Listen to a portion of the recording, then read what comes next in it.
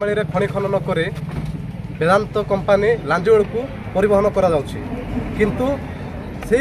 ओडिंगामाली वेदांत को ओडिशा सरकार जिते जगै देले से समय रे अनिल अग्रवाल वेदांतर मालिक सी कलाहांडी 100 कोटी टंकार मेडिकल कॉलेज करने से निष्पत्ति ने घोषणा कले किंतु जो अंचल खणी नेउचंती से अंचल में आज पर्यंत 1 टंकार भी डेवलपमेंट काम करना कि कौन लोक को नियुक्ति देना सहित वर्तमान 3 मिलियन वार्षिक नेउथिला 8 वर्ष है एवं 3 मिलियन रु 6 मिलियन को वृद्धि करी वार्षिक 6 मिलियन खनि खनन करी 6 रु 7 वर्ष भितर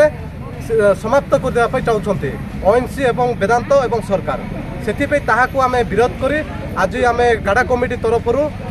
शांतिपूर्ण बैठक शांतिपूर्ण धारणा देउछु अनिर्दिष्ट काल जाए शांतिपूर्ण धारणा रायगढ़ जिला अंतर्गत काशीपुर और लक्ष्मीपुर में कोडिंगामारी पहाड़ बक्साइट खनि खनन बंद करने दाबी कोडिंगामारी प्रभावित अंचलवासी काड़ा संघ तरफ शह शह लोक विराट आंदोलन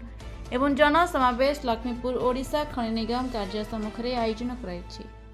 शिल्प प्रतिष्ठान नहीं तो खनि नहीं यही दाबी में अनिर्दिष्ट काल पर्यंत धारणा आयोजन कर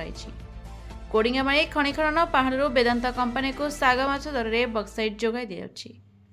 आज को 8 वर्ष हे वेदांत कंपानी स्थानीय अंचल उन्नति कर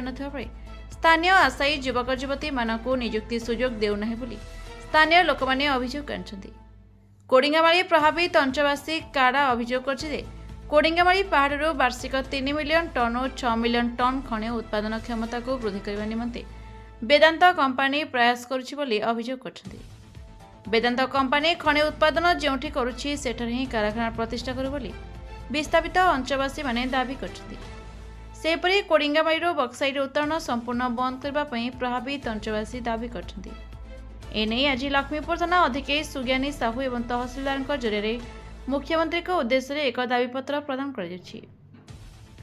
समस्यार शीघ्र समाधान करने अनुरोध कर रायगढ़ जिला प्रतिनिधि विश्वनाथ मांड्या रिपोर्ट